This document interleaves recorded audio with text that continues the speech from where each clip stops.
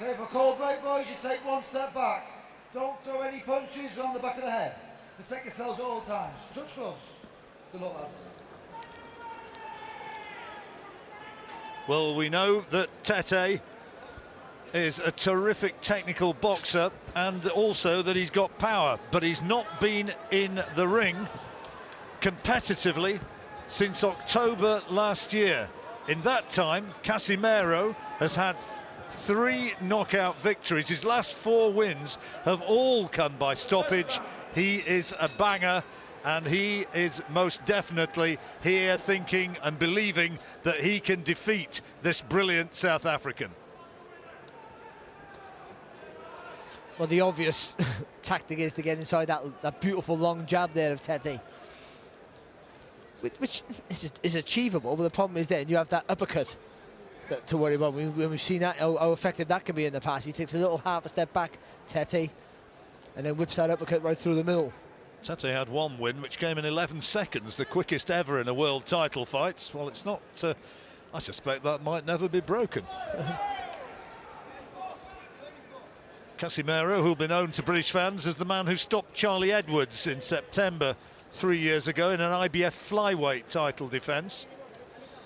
He won this interim title in February against Ricardo Espinosa and then defended it in August against Cesar Ramirez. Both those came by way of stoppage. Oh, he's a quality operator, and if you allow him forward momentum and he gets it on his side, then he's a really hard man to deter. He really is. So for Tete, it's just keeping him in his place all the time, pivoting on that front foot, whipping that jab out, not shortening the gap. Tete, tremendous athlete, stands 5'9" and only weighed 8 stone 4 at the weigh-in. Comfortably made the 8'6" limit. That's the crazy part of it. How he makes the weight relatively comfortable. It's never comfortable making any weight, but he doesn't look as drawn as you see other fighters, and that's one of life's mysteries, John. He wants the brilliant Japanese fighter Naoya Inoue, who beat Nonito Donaire in that terrific fight. What was it, 3 weeks ago? Oh, great fight. Great fight, wasn't it? And it could have been Tete in the final had he been able to beat Donaire, but he pulled out of that Super Series with a shoulder injury. It was the right arm, the right shoulder, and that sort of an injury, it's kind of psychological. He's got to trust himself to be able to throw it. Yeah, of course you have, because that, again, that right hand, which is the jab hand, of course, of Tete, is his most important weapon. On occasion, he kind of just does enough. We commentated on a fight over in Yekaterinburg last year. It was that fight last October. And that was that sort of fight, wasn't it? He won by about a 4 or 5 point margin, but he never really took any risks at all. No, and you know, he can coast the fight, can't he? So he can stick in second gear, just pick you off and be happy with that. Well, fairly quiet opening round. Bell just coming up as Casimero tries to launch that right hand and just whips it through thin air. And Tete maybe just doing enough. We'll get Barry's verdict in a moment.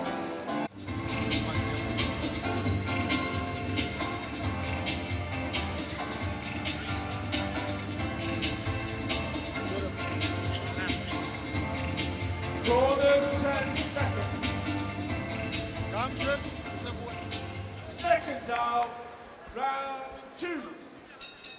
Well, as we go into the second round, how did you score that one, Barry? I give it to Tete. I think just some of those flicking jabs were enough to give him the edge for me.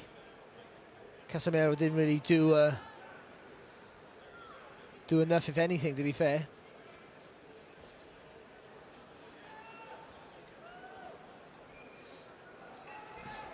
Quiet sort of opener, wasn't it?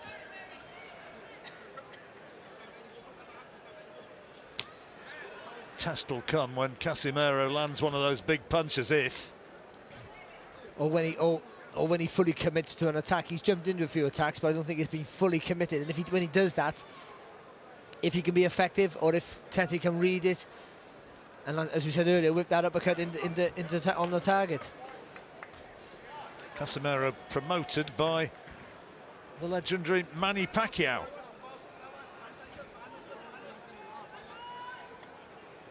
Sean Gibbons representing the little master over here. I think he's the chief executive officer or something of Pacquiao Promotions. Or something. Yeah, well, it's a significant job, you know.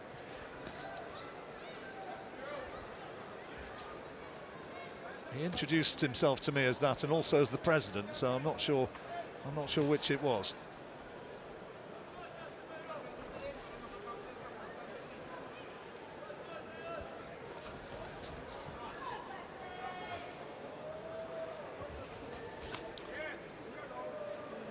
Again, Casimero got too much experience just to rush in because he knows he'll walk onto shots, but also with him not doing that means he's not being remotely effective.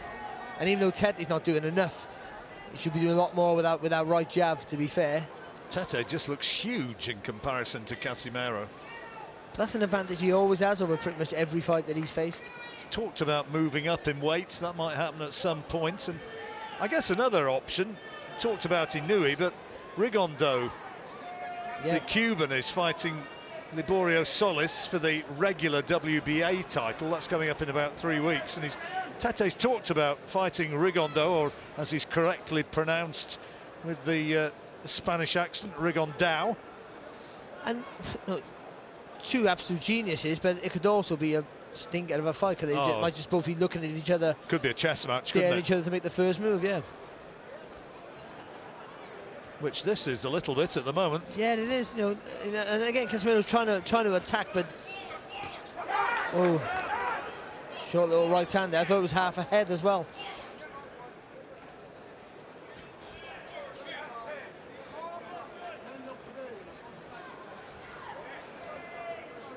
As ever, Tete's entourage came to the ring singing and dancing as the second round ends.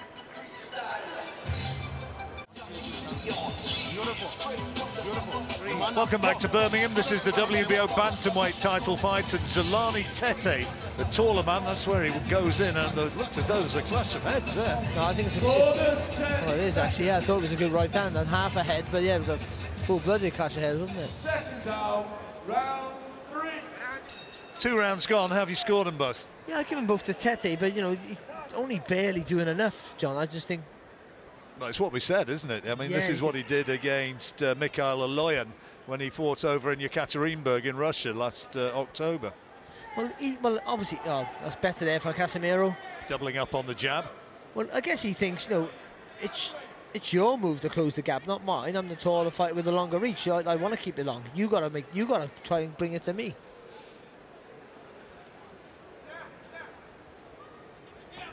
Bags of experience, though, Casimero.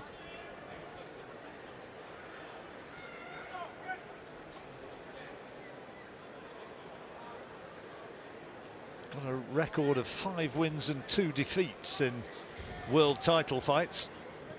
Tete 5-1. He's won his last 12 since September 2012.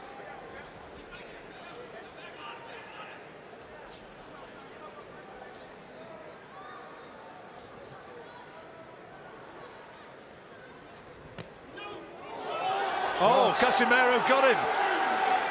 He's got him with a butt now. He's given it. He's got him with a body shot, was it? No, it was on the chin. It was a short right hook to the chin. And he's in trouble. It's all over the place. He's in real trouble. Tete's in a lot of trouble, and the referee wants to look at him. He's allowing it to continue, but can Casimero take him out here? It happened so quickly, and he's still got a long way to go in this round. There's 1 minute 20 seconds, and Tete still looks unsteady. He's got to buy some time here and make Casimero miss. Casimero needs to pick his punches, and he can't find the clean shot, and he falls down. Tete, I don't think there was a punch which put him down. He just collapsed to the canvas. He's not Down recovered for from the second first time. shot.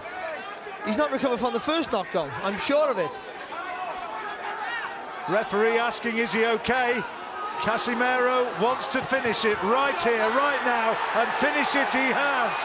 The title changes hands in sensational fashion Zolani Tete stopped by John Casimero of the Philippines, and the big South African favourite suffers a defeat which was simply not expected, no way. Well, we're sat here just praising Tete up, and all of a sudden Casimero comes in with a short hook, sort of turns the body, hits Tete sort of flush on the chin, squared up, and that was it. He crumbled. It caught him on the blind side from where we're sitting, and you did well to pick that up because it was such a quick, short shot. It was. He jumped into the attack there, and we're saying how good Tete is, and he waits for you to make the mistake, he waits for you to engage. But we didn't. We weren't giving Casimero enough credit for all the experience he has and how quick he can close the gap. And it was a lovely, short, powerful hook. Well, I think it was a right hook.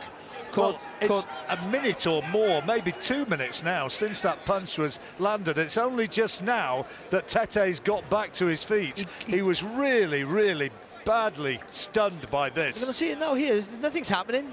Then all of a sudden, look, he doubles up really quick, but the first one did all the damage, and he was gone. Well, you see, you can't see it there, but the referee. But it was a great shot. He stepped around. The left foot's gone outside of the right foot of the southpaw. Oh, look at that, right on the temple. Right on the temple. Short little right hook, right on the temple. And he does it again, doubles it up again, but the first one did all the damage. He jumped in with a body shot, which initially I thought was what had done it. And then he lands with 2 right hands to the side of the head. And he's done. Now look at this now. There's nothing really clean, conclusive. He got caught on the top of the head there, Tete. But he wasn't recovered from the first one. The referee could have easily stepped in after the first knockdown. But the referee Steve Gray was right to step in there. Tete's not defending himself. His eyes were all over the place. And wow, what a win! Tete sitting down again on the stool in the ring, and he still looks very dazed by what's happened in there. Meanwhile, celebrations on the other side of the ring, hugs and kisses for a new champion. And Casimero, of course, now is a 3-weight world champion, having been a former light fly and flyweight world champion. And here he is putting himself right into the mix. And they talked about Tete against Inoue. I wonder if it might be Casimero against Inoue now. And to be fair, I feel like we didn't give Casimero enough credit because he's a world-class fighter. But you just felt that he was too small, John, didn't you? Too small coming up the weights, that he wouldn't be able to maybe cope with Tete's reach and physical size. But wow. And his speed as well, you know. Yeah, of course, yeah. But the fact that Tete hadn't fought for over a year, I wonder if that might be a maybe not. But I don't think you could take anything away from Casimero. He's seen the gap. He took that step on the outside, threw a lovely short right hook, caught him on the temple, doubled it up to make sure, and then jumped all over him. I think it was a fantastic result. Coming away from home, we know Tete's not home. He feels like he's at home here. Coming away from home, really, as the opponent. No one really thought he would win. People forgot that he was a 2-weight world champion. No one thought he could win. And what a sensational victory for him. And you've got to be happy for him. Lovely fella, Tete, in floods of tears, being consoled by his trainer, Loiso Mtaya. But it's all about the other man, Casimero. The man from Ormoc City in the Philippines, and he's the one who just cannot stop smiling. Doctor just checking on Tete once again. The belt is there. He had the interim belt already, of course, with Tete being inactive for the last year, and now he gets the world title outright. The WBO belt will be his. And where now Tete from here?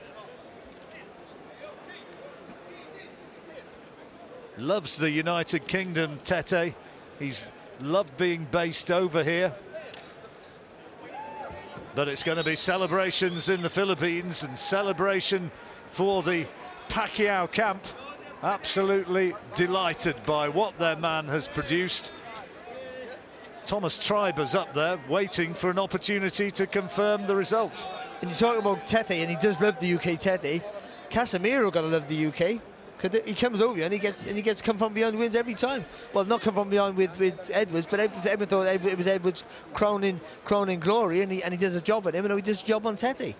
Well, that's his. You know, if you've never heard of Zolani Tete, you have to trust me and Barry. He has been an outstanding fighter, an outstanding champion, and to give him a beating like that a shock defeat like that, you have to give all credit to Casimero. You really do. Oh, you do, and you know, and you know, he must be a nice guy because Charlie Edwards is ringside.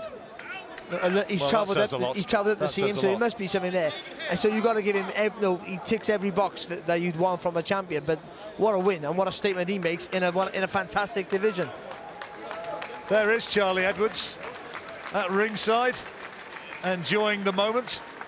I wonder if he knows we're talking about him. And there's the moment which makes boxing special. Congratulations from Tete to the new champion. We didn't really see that one coming. And here now is Thomas Treiber. Ladies and gentlemen, here is the official time. 2 minutes, 14 seconds of round number 3.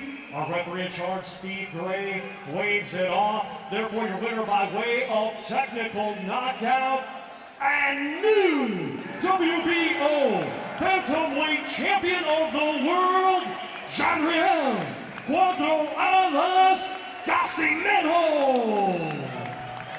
To say he is happy would be a significant understatement. He is utterly delighted.